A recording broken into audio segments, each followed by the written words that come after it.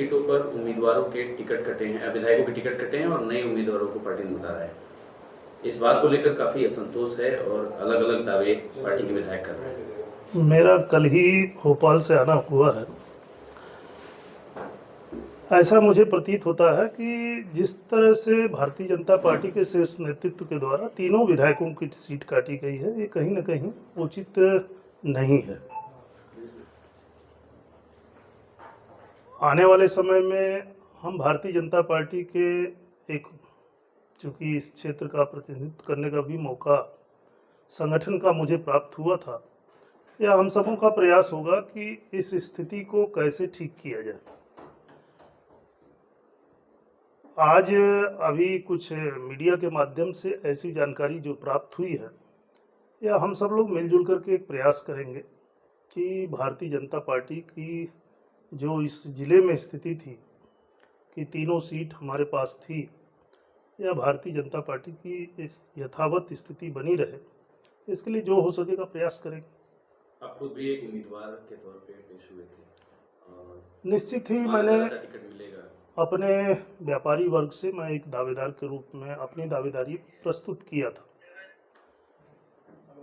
लेकिन यह बात का अफसोस भी होता है और कि आज पूरे संभाग में कहीं पर भी व्यापारियों को भारतीय जनता पार्टी के शीर्ष नेतृत्व के द्वारा मौका नहीं दिया गया।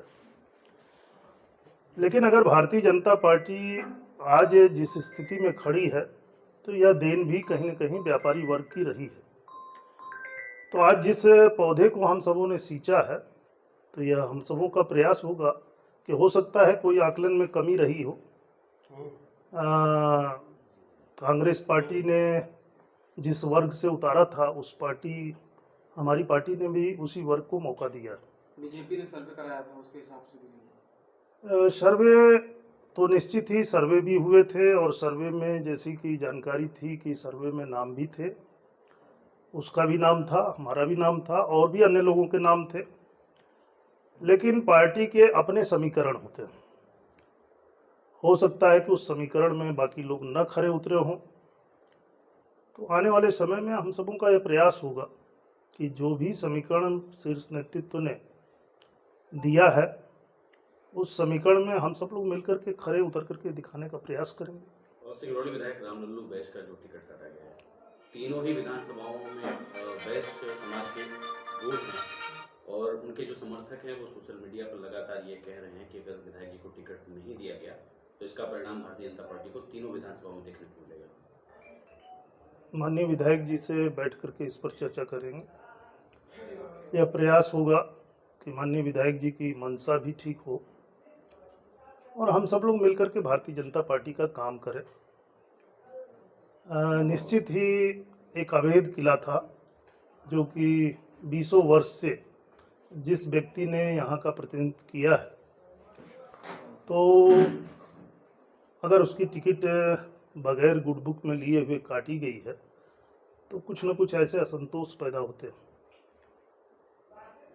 हम सब लोग का यह प्रयास होगा कि हम लोग उस असंतोष को कैसे कंट्रोल करें। इसके लिए हमारा शीर्ष नेतृत्व भी लगा हुआ है, और समय आने पर कुछ न कुछ अच्छा होता हुआ दिखाई देगा। और चर्चा में यह भी है कि एक सिंगरौली जिले के बड़े नेता हैं जो प्रादेशिक लेवल पर राजनीति कर रहे हैं, उनके इशारों पर, उनकी शिकायतों पर ये तीनों टिकटों का जो है बदलाव हुआ है। तीनों विधायक आरोप भी लगा रहे हैं, क्या कहेंगे इससे? इस आरोप की जानकारी तो नहीं हो पाई है, लेकिन अगर ऐसी कोई बात आई है और अगर कुछ इस तरह का दखलंदाजी किया भी गया होगा, तो निश्चित ही शीर्ष नेतृत्व से इस बात की भी चर्चा की जाएगी कि अगर एक ही व्यक्ति के कहने से अगर तीनों टिकट दी गई होगी, तो पार्टी इस पर पुनर्विचार भी करेगी।